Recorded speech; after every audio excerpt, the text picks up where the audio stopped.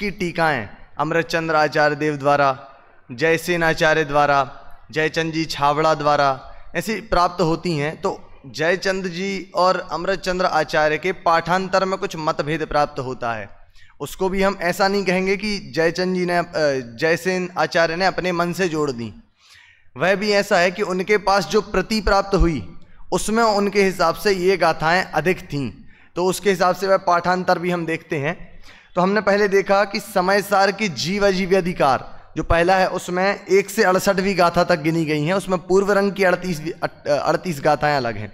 तो 1 से 68 गाथाएं जीव अजीव अधिकार में अमृतचंद्र आचार्य द्वारा हैं। जयसेन आचार्य द्वारा वही जीव अजीव अधिकार 1 से 73वीं गाथा तक प्राप्त होता है। फिर कर्ता कर्म अधिकार अमृतचंद्र आचार्य ने 69वीं गाथा से 144वीं गाथा तक कहा और जयसेन आचार्य ने उसी को 74वीं गाथा से 151वीं गाथा तक कहा। फिर पुण्य पाप अधिकार जयसेन आचार्य ने 152वीं गाथा से 170वीं गाथा तक कहा है। और वहीं आश्रव अधिकार जो पुण्य पाप के बाद लिया गया है उसको अमृतचंद्र आचार्य ने 164वीं से 180वीं गाथा तक कहा, परंतु जयसेन आचार्य ने वही 171 से 187वीं गाथा तक कहा है। संवर अधिकार आश्रव के बाद बंद क्यों नहीं आया ये हम कल देख ही चुके थे, उनके क्रम के अनुसार कि क्या क्रम रखा होगा आचार्य ने यह सोचकर, तो बंद क्यों नहीं आया वह देख चुके थे। अब संवर अधिकार जो है उसमें अमृतचंद्र आचार्य ने 181वीं से 192 गाथा तक स्वीकार किया, पर जयसेन आचार्य ने 188 से 201 नंबर की गाथा तक स्वीकार किया।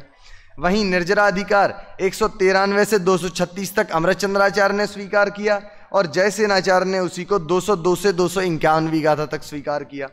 फिर बंद अधिकार में जो पाठांतर प्राप्त होता है वह 252 से 307 तक जयसेन आचार्य ने स्वीकार किया। मोक्ष अधिकार को 308 से 329 तक और सर्व विशुद्ध ज्ञान अधिकार को 329 से 439 गाथा तक स्वीकार किया गया है। इस प्रकार आप देखेंगे कि समयसार में तो 415 गाथाएं कही गई हैं, परंतु जयसेन आचार्य के मत से समयसार 415 गाथाओं में खत्म नहीं होता, समयसार 439 गाथाओं का कहा गया है। अब इसमें जो गाथाएं एक्स्ट्रा देखने को मिलती हैं जो अमृतचंद्र आचार्य वाली प्रति में नहीं मिलती वो 22 गाथाएं हैं। अब आप कहेंगे 415 से 439 तक तो 24 होती हैं, तो 22 कैसे हुई? तो 2 गाथाएं जो डबल बार रिपीट हुई हैं उनकी प्रति में वह हटा दें, वह अगर एक बार गिनी जाएं तो 22 गाथाएं एक्स्ट्रा प्राप्त होती हैं। यह तो हुई जयसेन आचार्य द्वारा प्रति जो प्राप्त है। और उसके बाद जो हमें प्रति प्राप्त होती है प्रभाचंद्र आचार्य की, उसमें 3 गाथाएं और प्रभाचंद्र आचार्य ने जोड़ी हैं, तब जाकर उनका समयसार पूरा कहा गया है। इस प्रकार समयसार अलग अलग गाथाओं के रूप से अलग अलग पाठांतर में प्राप्त तो होता है, परंतु इसका मतलब ये नहीं है कि वो आचार्यों में मतभेद था या आचार्य अलग अलग मानते हैं, एक झूठ बोल रहे एक सच बोल रहे। सभी आचार्यों का मतभेद जो है वो सही ही है, क्योंकि जिनके पास जो प्रति प्राप्त हुई है उस हिसाब से उनने गाथाएं स्वीकार की हैं।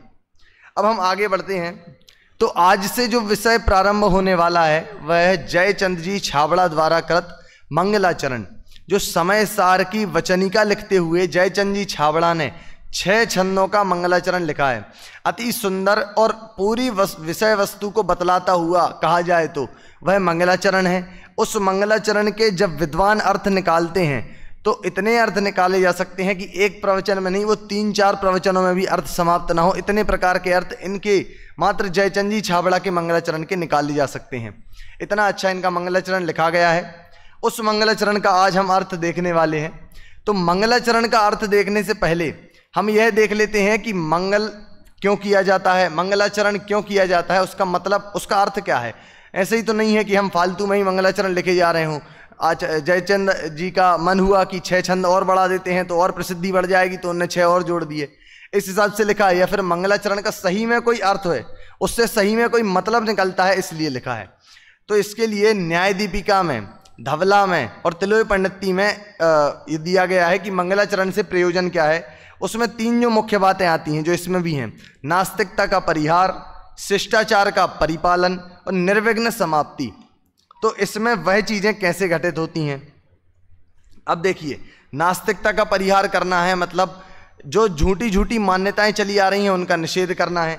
निर्विघ्न समाप्ति हर कोई करना चाहता है। यदि हमने कोई कार्य शुरू किया है तो हम ये जरूर चाहेंगे कि उसकी निर्विघ्न समाप्ति हो, बीच में कोई विघ्न ना आए, उस अपेक्षा से। और शिष्टाचार का परिपालन अर्थात जो परिपाटी एक चली आ रही है वह निरंतर परिपाटी चलती रहे मंगलाचरण की, इसलिए किया जाता है।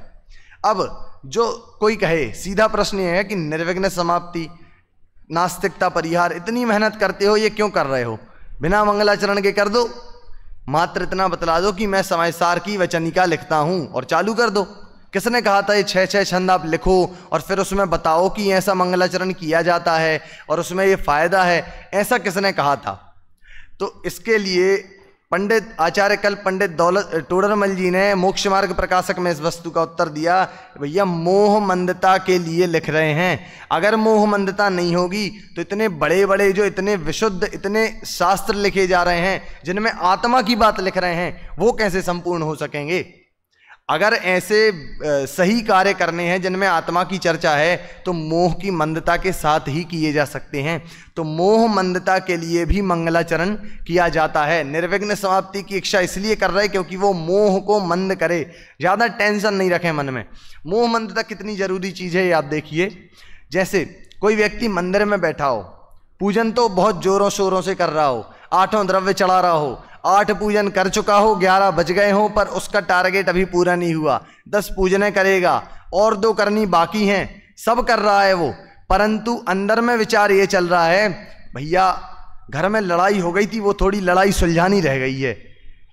किसी को घर में आज जितने कल पैसे आए थे, कल 50,000 आए थे, आज बस यार ज़्यादा आ जाए, थोड़े 50 नहीं 55,000 तो आ ही जाएँ आज।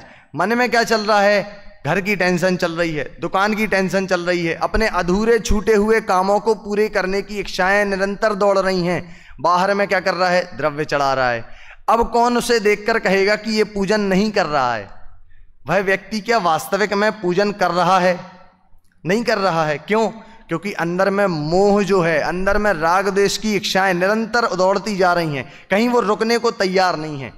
इसलिए अंदर में मोह का शांत होना इतना जरूरी है, तब जाके बाह्य में काम होंगे। अगर बाहर में काम हो रहे हों और अंदर में मोह का प्रबल वेग जारी ही है, मोह रुक नहीं रहा है, तो कुछ भी बाहर में मतलब नहीं बैठता। इसलिए कहा जाता है क्रिया परिणाम अभिप्राय, इन 3 में से अभिप्राय का फल लगता है। परिणाम का थोड़ा बहुत फल लगेगा, अभिप्राय का पूरा फल लगेगा, और क्रिया का तो बिल्कुल ही नहीं लगेगा। क्यों नहीं लगेगा? अगर क्रिया का फल लगने लगे तो अंदर में जो सुअर सोच रहा था कि मैं मुनिराज को बचाऊं और जो शेर सोच रहा था कि मैं मुनिराज को खा लूं, दोनों ही लड़ाई की क्रिया कर रहे थे, तो दोनों को समान फल लगना चाहिए था, परंतु नहीं लगा।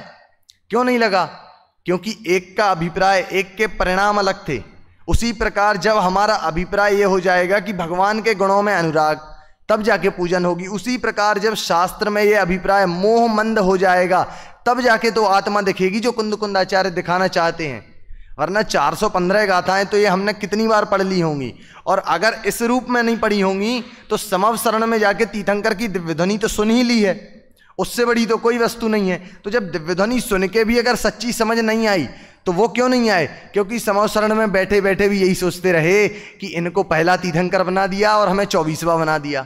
यही मारीची की सोच थी, और इसी से थोड़ी मिलती जुलती सोच हमारी हो जाएगी। यही अंतर रह जाता है कि मोह मंद नहीं हो पाता और आत्मा का दर्शन नहीं हो पाता। यदि अब जयचंद जी उसी के लिए हमें आगाह कर रहे हैं कि यदि आत्मा का दर्शन करना हो तो पहले मोह मंद कर लो। मैंने तो मंगलाचरण करके अपना मोह मंद कर लिया, अब आप भी मंगलाचरण को पढ़ के मोह मंद करना और फिर समयसार को पढ़ना, मोह का वेग कम करना और फिर समयसार को पढ़ना। चलिए अब हम जो वास्तव में इस मंगलाचरण लिखा गया है उसको प्रारंभ करते हैं।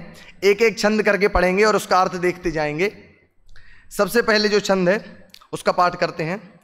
श्री परमात्म को प्रणमी शारद सुगुरु मनाय, समय सार शासन करूं देश वचन में भाई। इसमें सीधा सीधा सबसे पहला शब्द आया श्री। श्री शब्द सुनते ही हमें याद आता है, जो घर के बाहर श्री लिखा जाता है वो है, जो किसी के नाम के पीछे श्रीमान या श्री जोड़ जाता है वो है। श्री का अर्थ इन दोनों में से कोई नहीं है। संसार में जितने श्री के शब्द अर्थ देखे जाते हैं इनमें से कोई नहीं है। श्री का यहां पर अर्थ लेना है अंतरंग और बहिरंग लक्ष्मी से जो सहित हैं वो परमात्मा। श्री का अर्थ होता है लक्ष्मी, और लक्ष्मी का मतलब ये नहीं कि अरहंत भगवान के पास 2 करोड़ रुपए हैं, 3 करोड़ रुपए हैं। अरहंत भगवान के पास चवन्नी मात्र भी नहीं है। अरहंत भगवान के पास लक्ष्मी है तो कौन सी लक्ष्मी है? समवसरण आदि बाह्य लक्ष्मी है और केवल ज्ञान रूपी अंतरंग लक्ष्मी है। ये 2 तो अनंत भगवान के पास लक्ष्मी है। अब उसके बाद क्या कहते हैं? परमात्म को प्रणमी। श्री से पहले तो केवल ज्ञान लिया और समवसरण लिया। केवल ज्ञान लेते ही साथ जयचंद जी ने परम ज्योति, जो अमृतचंद्र आचार्य ने पुरुषार्थ सिद्धि उपाय में नमस्कार किया है, उस परम ज्योति को यहाँ पर उन्होंने नमस्कार कर दिया श्री के द्वारा, कि वह केवल ज्ञान जो परमात्मा के पास है उसे तो नमस्कार किया। अब आगे क्या कहते हैं? परमात्म को प्रणमी। परमात्म को नमस्कार करके। कौन से परमात्म को नमस्कार करके? किसी ऐरे गहरे परमात्म को जिनके हाथ में त्रिशूल है नहीं, परमात्म को नमस्कार करके, अर्थात जो परमात्मा वीतरागता सर्वज्ञता गुण के साथ हैं, अंतरंग बाह्य लक्ष्मी के सहित हैं, उन परमात्मा को नमस्कार करके। और परमात्म शब्द क्यों लिखा? क्योंकि यहां परमात्म से न सिद्ध अकेले ही लिए हैं न अरहंत अकेले ही लिए हैं। सिद्ध और अरहंत दोनों को यहां पर परमात्म शब्द से समावेश किया है और उससे देव अर्थ निकाला है। अंतरंग और बहिरंग लक्ष्मी से सहित ऐसे देव को नमस्कार हो। फिर क्या कहते हैं? शारद सुगुरु मनाए। शारद अर्थात होता है शारदा माता या सरस्वती माता। तो वह सरस्वती नहीं जो हाथ में वीणा लिए हैं, जिनके 8 हाथ होते हैं, वे नहीं। सरस्वती जैन धर्म में जिनवाणी माता को कहा गया है। तो देव तो लिया परमात्म से, अब शारद से लिया जिनवाणी माता, सुगुरु से लिया सुगुरु। यहां पर गुरु अकेला नहीं लिखा, सुगुरु इसलिए ही लिखा है क्योंकि जो बाहर में गुरु कहे गए हैं, पहले तो जो विद्या गुरु कहे हैं, जो हमें शिक्षा देते हैं, वो नहीं लेना है। जो माता पिता को गुरु कहते हैं वो नहीं लेना है। जो बाह्य में कुगुरु कहे गए हैं उन्हें भी नहीं लेना है। लेना किसे है? सुगुरु को। सुगुरु कौन होते हैं? आचार्य परमेष्ठी, उपाध्याय परमेष्ठी और साधु परमेष्ठी। ये 3 मात्र जैन धर्म में गुरु के रूप में, सुगुरु के रूप में स्वीकार किए गए हैं। तो उनको भी मनाए, मतलब नमस्कार करके। क्या कह रहे हैं? समय सार शासन करूं। समय सार का शासन करना है। शासन का अर्थ होता है, एक तो अगर अपन व्युत्पत्ति अर्थ देखें, जो व्युत्पत्ति अर्थ अर्थात संस्कृत के द्वारा जो शब्द निकला शासन, उसका अर्थ देखें तो उसका मतलब है कहना या बतलाना। परंतु शासन का अगर अर्थ देखने जाएं तो समय सार का शासन करना। शासन किसे कहा जाता है? नरेंद्र मोदी का शासन है। क्यों है? क्योंकि नरेंद्र मोदी को पूरा भारतवर्ष प्रधानमंत्री मानती है, पूरा विश्व भारत का प्रधानमंत्री मानती है, तब जाके नरेंद्र मोदी का शासन है।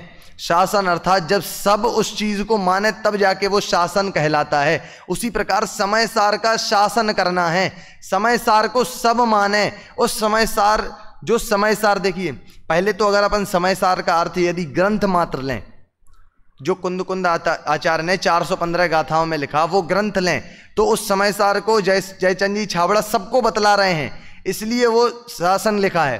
पर अगर उसी समय सार का अर्थ हम शुद्धात्मा लें तो वो कह रहे हैं शुद्धात्मा का शासन है। शुद्धात्मा सबके पास है, हमें किसी को देने नहीं जाना अलग से, सबके पास वो शुद्धात्मा है, सब उस शुद्धात्मा को मानते हैं। इस प्रकार उस समय सार का शासन करना चाहते हैं। और कैसे? देश वचनमय भाई, अपनी देश वचनिका में, अपनी जो देश भाषा है उसमें उसको ट्रांसलेट करके, उसका वचनिका बना के उसका समय सार को कहने वाले हैं, उसका शासन करने वाले हैं। इस प्रकार देव शास्त्र गुरु को याद करते हुए जो कुंद आचार्य ने लिखा, वो छामी समय पाहुड़, वो यहाँ पर इन्होंने लिखा समय सार शासन करूं। अब मैं समय सार का शासन करूंगा, देव शास्त्र गुरु को याद करके ये लिखा। अगले छंद की ओर बढ़ते हैं, बोलेंगे। शब्द ब्रह्म पर ब्रह्म के वाचक वाच्य नियोग, मंगल रूप प्रसिद्ध हैं, नमो धर्म धन योग। इसका अर्थ है शब्द और पर ब्रह्म के। शब्द ब्रह्म तो अलग निकाल दिया भैया, लेकिन अब ये पर ब्रह्म क्या चीज है? पर ब्रह्म कोई वो चीज होगी कि ब्रह्मा जो हैं वो होंगे और पर के होंगे? नहीं होंगे। चलो, अगर ब्रह्मा का निषेध कर दिया, ब्रह्म का अर्थ बहुत सारे जैनों को पता है, ब्रह्म का अर्थ होता है आत्मा। चलिए, तो पर ब्रह्म लिखा है तो पर ब्रह्म मतलब दूसरे की आत्मा, जो कोई दूसरा व्यक्ति होगा, या फिर जयचंद जी की आत्मा, या जयचंद जी कह रहे होंगे कुंद कुंदाचार्य की आत्मा, उसको नमस्कार कर रहे होंगे? नहीं, पर ब्रह्म से इधर लेना है। परम ब्रह्म, परम ब्रह्म का मतलब होता है जो शुद्धात्मा है। परम ब्रह्म का एक अर्थ तो हम ले सकते हैं अरहंत सिद्ध, परंतु परम ब्रह्म का एक जो अर्थ निकलता है शुद्धात्मा, वो कारण परमात्मा से। तो शुद्धात्मा जो अर्थ निकलेगा परम ब्रह्म का, और शब्द ब्रह्म, शब्द ब्रह्म मतलब होता है आत्मा जो शब्द है उसका, और जो परम ब्रह्म है मतलब जो वास्तव में शुद्धात्मा है उसका क्या है? वाचक वाच्य नियोग है। वाचक वाच्य नियोग ये एक संबंध कहलाता है। इसका बहुत अच्छा ये मतलब होता है कि जब एक शब्द कहा जाता है तो उसका अर्थ अपने आप पकड़ लिया जाता है। कोई ऐसा नहीं है जो मूर्ख हो जो उसका अर्थ ना पकड़े। इसके लिए टोडरमल जी ने एक बात कही है, त्रिलोक सार जब वो लिखते हैं तो उसके अंत में उन्होंने एक उदाहरण दिया। जब हम कहेंगे पृथ्वी, यदि हमने कहा पृथ्वी, तो हमने अगर पृथ्वी कहा है तो कोई मूर्ख व्यक्ति पृथ्वी लिखने बैठ नहीं जाएगा, या फिर ये नहीं ढूंढेगा पृथ्वी क्या है। उसे पता है पृथ्वी कहा है मतलब भूमि को देखना है, उसका अर्थ है भूमि, पृथ्वी। उसी प्रकार कहा शब्द ब्रह्म पर ब्रह्म का वाचक वाच्य नियोग। अगर आप कहीं सुन रहे हैं आत्मा मैं हूं, तो उसे ये मानिए कि मैं वह आत्मा हूं। उस शुद्धात्मा को देखिए, तब जाके आपका वो वाचक वाच्य नियोग होगा। नहीं तो ऐसा नहीं है कि हमने पढ़ लिया आत्मा आत्मा आत्मा। अगर कोई व्यक्ति आत्मा आत्मा आत्मा बस पढ़ रहा है तो कोई मतलब नहीं है। जब वो आत्मा को पढ़ के, आत्मा का शब्द सुन के, आत्मा इतना शब्द सुन के ये देखना शुरू कर देगा कि ये आत्मा, अच्छा ये वही चीज है जो मैं हूं, यही वही उसकी बात हो रही है जो मैं हूं। कहीं बात आए कि आत्मा मोक्ष कैसे जा सकता है, तो ये ना सोचकर कि आत्मा मोक्ष कैसे जाएगा, ये सोचना पड़ेगा मैं मोक्ष कैसे जाऊंगा, ये मेरी बात चल रही है। तब जाके हमारा शब्द ब्रह्म और पर ब्रह्म का वाचक वाच्य नियोग बैठ पाएगा। और उस वाचक वाच्य नियोग को बैठाने की प्रेरणा जयचंद जी छाबड़ा हमें देते हैं। फिर आगे क्या कहते हैं? मंगल रूप प्रसिद्ध हैं नमो धर्म धन योग। मंगल रूप प्रसिद्ध हैं। प्रसिद्ध शब्द कहाँ इस्तेमाल होता है? जब आप रत्नकरण श्रावकाचार पढ़ेंगे तो वहां भी टीका में बहुत बार प्रसिद्ध शब्द मिलता है और श्लोकों में भी मिलता है। यहां पर भी प्रसिद्ध शब्द डाला। प्रसिद्ध क्यों डाला? अगर ऐसा लिख देते मंगल रूप होत है, कुछ भी लिखते, प्रसिद्ध क्यों लिखा? प्रसिद्ध इसलिए लिखा क्योंकि वो आत्मा प्रसिद्ध है। हमें ज़्यादा मेहनत नहीं करवानी, सबके पास वो आत्मा है भैया, आपके पास भी वो आत्मा है। अरे वो प्राणी मात्र को ये उपदेश दे रहे हैं जयचंद जी कि मंगल रूप प्रसिद्ध है, अच्छे रूप से वो आत्मा प्रसिद्ध है, बस तुम्हें उसको जानना है। सबके पास वो आत्मा है। प्रसिद्ध होना उसी को कहते हैं जो पहले से सबको पता हो। ऐसी बात नहीं है प्रसिद्ध में कि हमें कहीं अलग से बताने जाना पड़े, इसीलिए वहां कहा प्रसिद्ध है वह आत्मा। और उसका क्या करना है? नमो धर्म धन भोग। धन और भोग मांग रहे हैं। क्या कह रहे हैं पंडित जी? जयचंद जी यहां पर धन और भोग की इच्छा कर रहे हैं, हमें धन मिल जाए और भोग मिल जाए। नमस्कार करता हूं क्योंकि धन और भोग मिले। अरे पहले आगे तो पढ़ो कि कौन सा धन और भोग चाहते हैं। वो कहते नमो धर्म धन भोग। वो धर्म रूपी धन और भोग की इच्छा कर रहे हैं। धर्म रूपी धन और भोग कैसा होता है? धर्म वही है जो हमने पढ़ा है, दंसण मूलो धम्मो वत्थु सहावो धम्मो चारित्रम खलु धम्मो। उस सम्यक दर्शन ज्ञान चारित्र रूपी धर्म की वो धन, जो सम्यक चारित्र रूपी धन है, उसकी इच्छा, और उसी रूप जो भोग हैं, मतलब उससे जो सुख प्राप्त होने वाला है, मोक्ष का सुख प्राप्त होने वाला है, उसकी इच्छा के लिए यहाँ पर वो आत्मा को नमस्कार करते हैं। ये अर्थ इसका निकलेगा। अब मंगल रूप प्रसिद्ध, यहाँ पर एक चीज़ और लिखी थी मंगल रूप प्रसिद्ध में।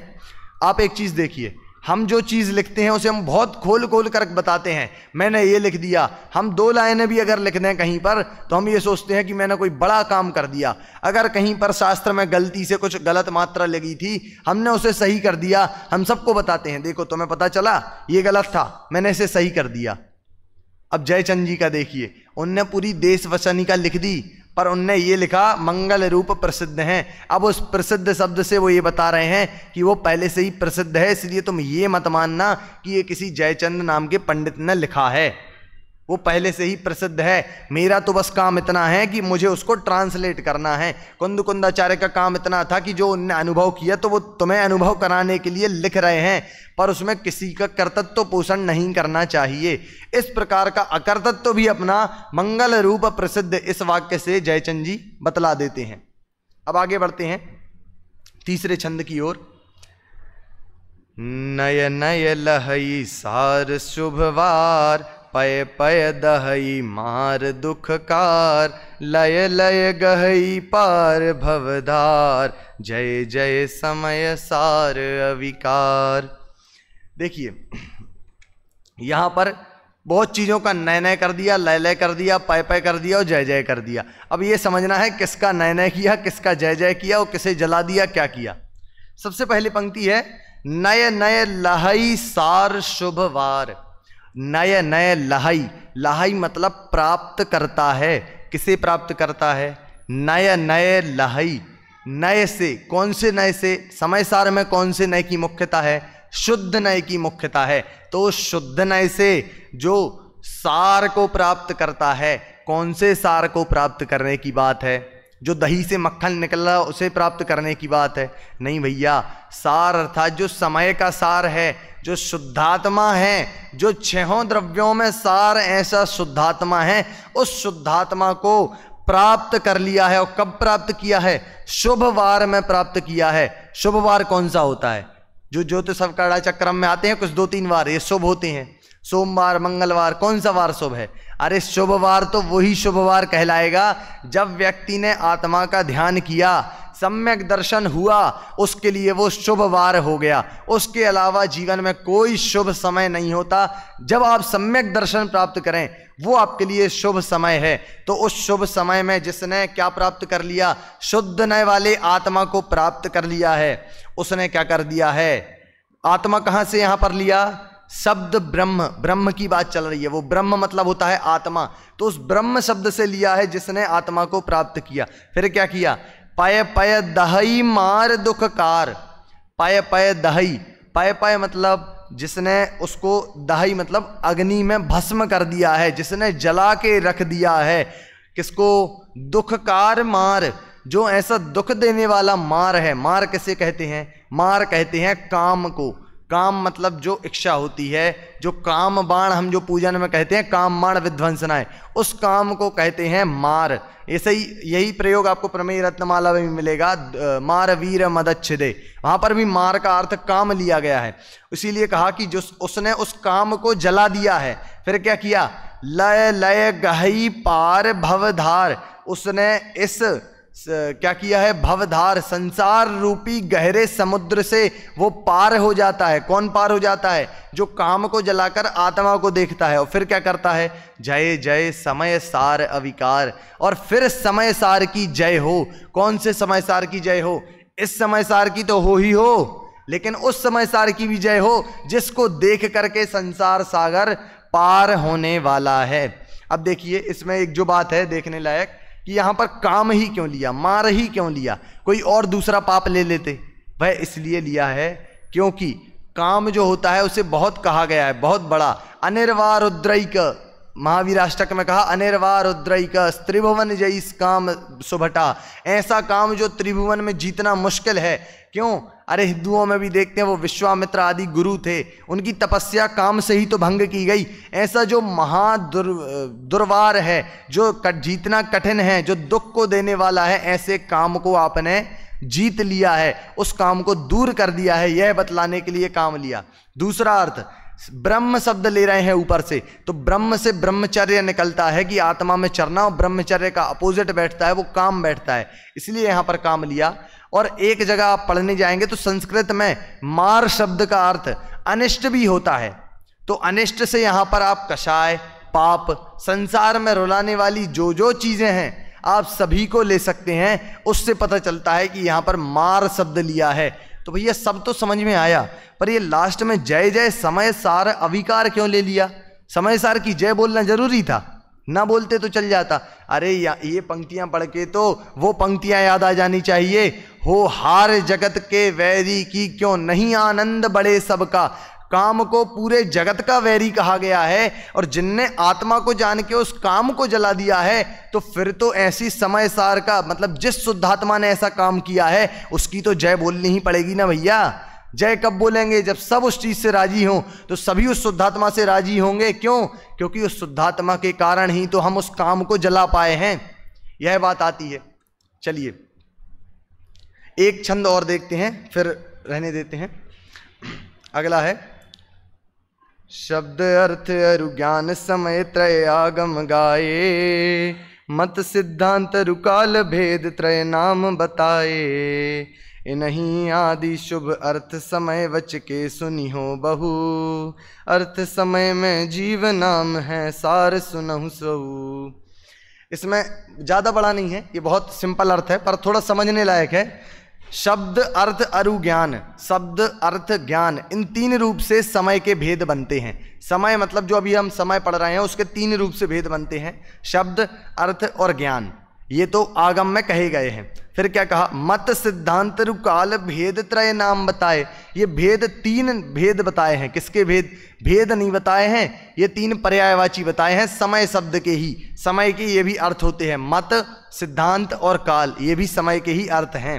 फिर इन्हीं आदि शुभ अर्थ समय वच के सुनी हो बहु। बहु का मतलब यहां पर लिया है सब सुनिए, ध्यान से सुनिए। क्या सुनिए? कि अर्थ समय वच के, समय जो शब्द है, समय जो वचन है, उसके जब शुभ अर्थ निकालने को जाएंगे तब उसमें 6 द्रव्य भी निकलेंगे। और अर्थ समय में जीवन नाम है सार सुनहु सहु। इसका मतलब है कि जो शब्द है, समय शब्द है, उसके जो अर्थ निकलते हैं वो उसमें एक 6 द्रव्य भी निकलता है, और उस 6 द्रव्य में सार जो है जीव है, इसलिए समय सार का अर्थ निकलता है वो जीव निकलता है। ऐसा समझना चाहिए। अब जो एक बस इसमें समझने लायक चीज है, शब्द अर्थ और ज्ञान क्या चीज है। आपने आदरणीय दादा के उत्तम सत्य पे यदि कभी प्रवचन सुने हो तो वो कहते हैं रूमाल 3 प्रकार का होता है, एक वाणी में, एक ज्ञान में होता है, और एक वास्तव में जो रूमाल है। अब हम रूमाल तो हमारे पास है नहीं, तो हम रजिस्टर पर घटा लेते हैं। रजिस्टर 3 प्रकार का, एक वाणी में रजिस्टर, एक ज्ञान में रजिस्टर, और एक ये जो वस्तु है वो रजिस्टर। अब किसी व्यक्ति ने कहा भैया वहां से रजिस्टर उठा के लाना, अब और हम उसको उठाकर ये दे दें, तो कोई व्यक्ति कहेगा तुम मूर्ख हो, क्योंकि ना तो तुम्हें ये पता है कि ये क्या है, और ना तुम्हें ये ही पता है कि रजिस्टर कहते किसे हैं। मतलब तुम्हारी वाणी में सही भले ही हो जाए, रजिस्टर तुम कह लोगे, लेकिन तुम्हारा ज्ञान और जो वस्तु जो तुम मान रहे हो वो तो तुमने गलत ही मान के बैठे हो। उसी प्रकार यहाँ से कहा, जो हम उस व्यक्ति को मूर्ख कह रहे थे कि तुम्हें तीनों चीज़ों का ज्ञान नहीं, ऐसे ही आचार्य देव हमसे कह रहे हैं अरे आत्मा को देखना जरा। और हमने क्या ढूंढा? आत्मा क्या होती है? ये शास्त्र में सर्वार सिद्धि में कहा आत्मा ये है, समय सार में कहा आत्मा ये है। हमने सब जगह आत्मा ढूंढ ली। हमने, आचार्य देव ने हमसे कहा आत्मा ढूंढो, हमने शास्त्र उठा लिए, जबकि शास्त्र तो उठाने ही नहीं थे, स्वयं को देखना था तो आत्मा मिल जाता। वहां गलती हमारी है। इसलिए हमें यह जानना चाहिए कि शब्द अर्थ और ज्ञान, ये तीनों जब आत्मा रूप हो जाएंगे तब जाके बात निकलेगी। फिर उसके बाद क्या कहा? ताते जूसार बिन कर्ममल, शुद्ध जीव शुद्ध नय कहे। ताते जूसार बिन कर्ममल, मतलब जो कर्ममल से बिना शुद्ध जीव है, शुद्ध जीव शुद्ध नय कहे। शुद्ध नय तो अपन ने ऊपर देख ही लिया था, शुद्ध नय की अपेक्षा से जीव कैसा है? शुद्ध है। और वो शुद्ध कैसा है?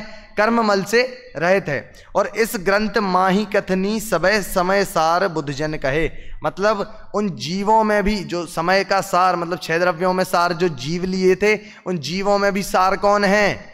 जो कर्ममल से रहे थे, अर्थात सिद्ध परमेष्ठी, अर्थात मेरी स्वयं की भी आत्मा कारण परमात्मा तो वैसी ही है, तो मैं भी श्रेष्ठ ही हूँ। और इसी अपेक्षा शुद्ध नय से स्वयं को ग्रहण करना चाहिए, ऐसा बुद्धजन भी ऐसे ही ग्रहण करते हैं। और कुंद आचार्य ने समय सार में यही कहा है। अब अंत में एक उदाहरण और देख के ये बात पूरी करते हैं।